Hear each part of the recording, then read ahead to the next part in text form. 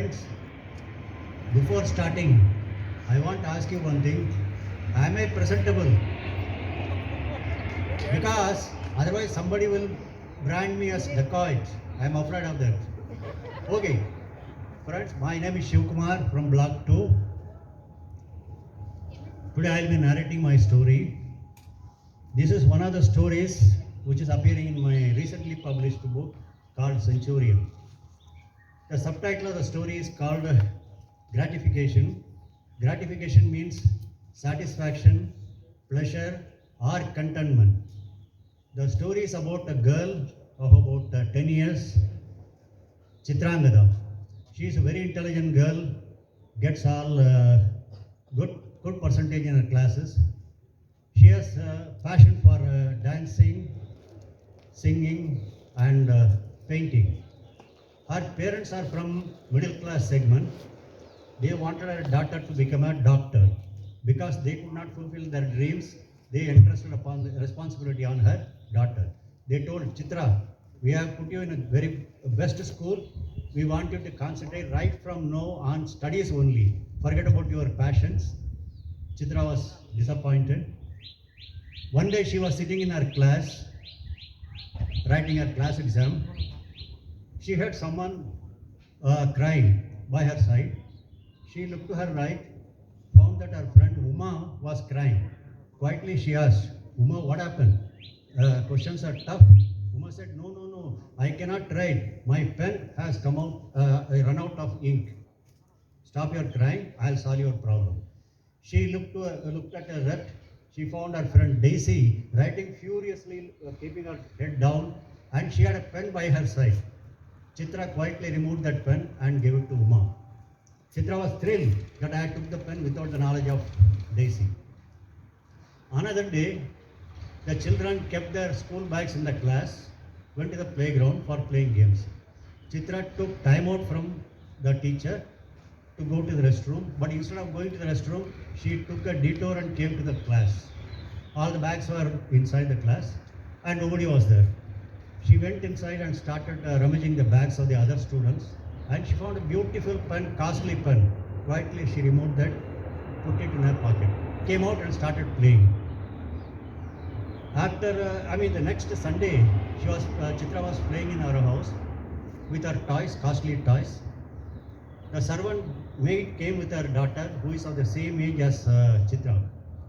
The girl was looking longingly at Chitra and the toys. She asked the girl, do you have toys in your house? The girl said, no, I don't have any toys in my house. My parents are poor, they can't afford to buy any toys for me.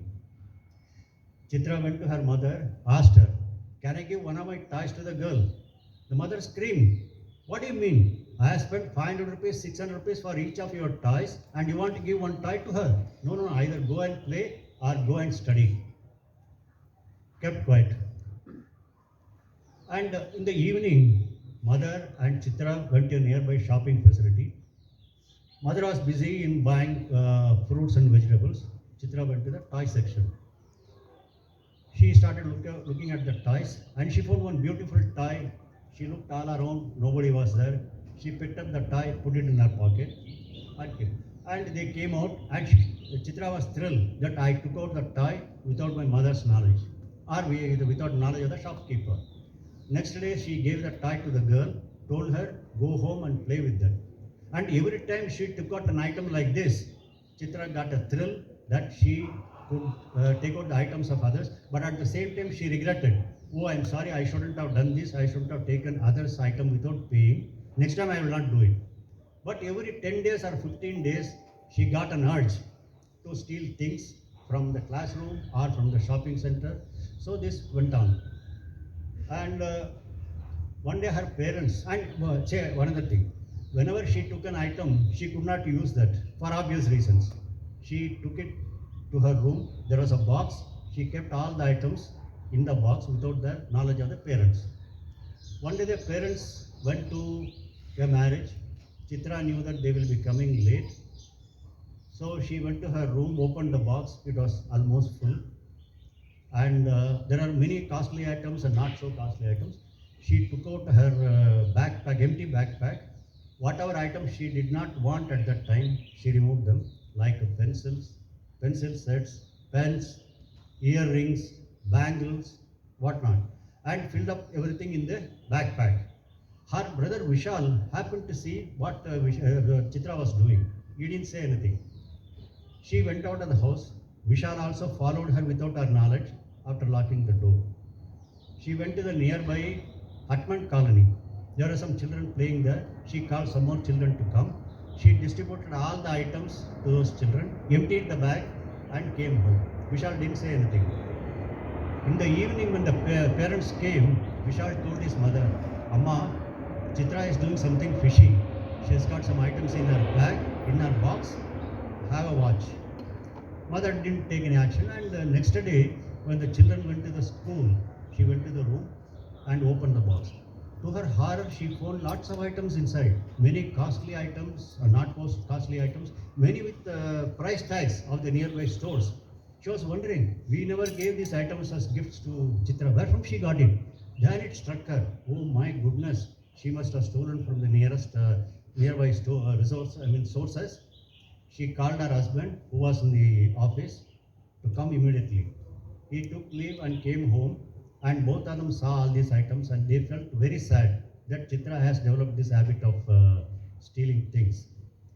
So when Chitra came in the evening from the school, they didn't say anything to her. After dinner, they sat with her. Instead of directly accusing her or attacking her, her father told that one of his friend's son was caught in the nearby shopping center for stealing a thing. The manager, considering the age of the boy, did not call the police, but he warned him that he should not do it next time. Being an intelligent girl, Chitra understood that parents have come to know about my habit. They are meaning me only. She cried and confessed everything to them. They consoled her. Next day morning, the parents went to their family doctor and told him about Chitra's habits.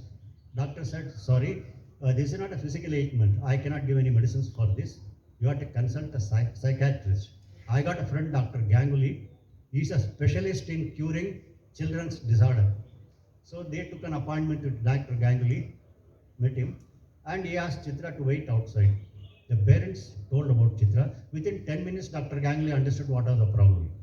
So he told the parents to wait outside and called Chitra inside.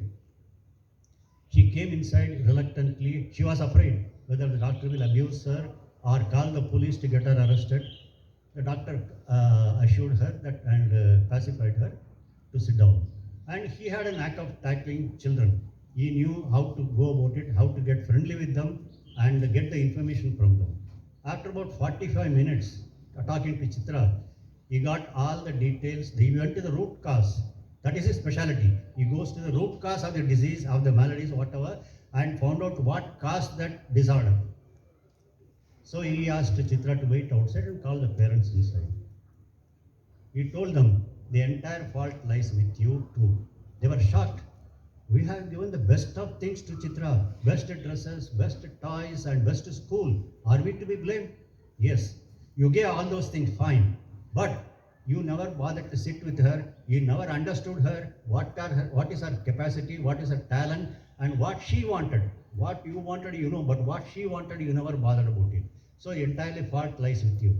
Invariably, the children going astray or going to the wrong direction, the fault lies with the parents. Either they abuse the children, shout at them, or kick them to take out their own frustrations in the office or in the house. If the parents are rich, they don't have time.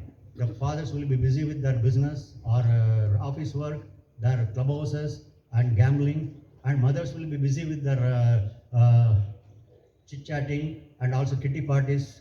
They never gave any attention to their children. Yes, they gave them lavishly everything, rich food, rich dresses, rich toys and rich electronic items, gave them adequate pocket money, but children wanted love and affection, which they could not get it from their parents. So this triggered the children to go in the wrong path, get into wrong companies and getting various disorders. The parents come crying at a later stage. That time it's impossible to cure the children. Luckily, you have come at an early stage. This disorder is called kleptomania. Kleptomania, if it is discovered in the early stages, the doctors can cure them. But once it develops and grows, and after a few years, it's impossible to cure kleptomania. It's like diabetes. Diabetes, if it is discovered at the early stages, doctors could cure them. But if it aggravates and at a later stage, diabetes can never be cured. At the most, it can be controlled by medicines, by exercise, and diets. There is no connection between diabetes and kleptomania. Yes, now what I will do is I will prescribe tablets for Chitra, one in the morning and one in the evening. The tablets will not cure her, but it will bring peace of mind and a calm mind to Chitra. And in the meantime, sit with her, find out what she wants, not what you want, but what she wants, and channelize it in the proper direction. So they went home, sat with Chitra, found out what she wanted. She wanted painting and dancing. So they admitted her to the nearby academies. And for next 15 days, Chitra was very busy with her activities, school work, painting classes, and dancing classes. After 15 days, they went again to the doctor. Dr. Gangley asked Chitra, "Hello Chitra, how are you? What have you been doing in the last 15 days?" She said, "Doctor, I've been very busy in the last 15 days with my school work, painting, and dancing. Did you get any urge or impulse to steal anything?" "No, doctor, my mind was fully preoccupied with these three activities. I didn't have any time to do anything." "Okay, now Chitra, you are a talented girl, very intelligent girl. I am sure you will get a very good future in whatever field you want. I want you to be a model citizen. Remember this. Dr. Ganguly is saying that you should be a model citizen. Even in future, if you get any temptation to steal from a classroom or from any of the shopping centers, remember Dr. Ganguly what he told. And I am sure you will become a model citizen. And in the meantime, as you go along, if you get any sort of a problem, come with your parents. We'll sit down and try to solve it." Chitra went, and she was determined to become a model citizen. Yes, she got some temptation whenever there are some unattended articles or when she went to a shopping center, but she controlled herself. She remembered what Dr. Gangley has told, that I should be a model citizen. She lived up to her reputation. She became a model citizen. That is Chitrangada. That is my story.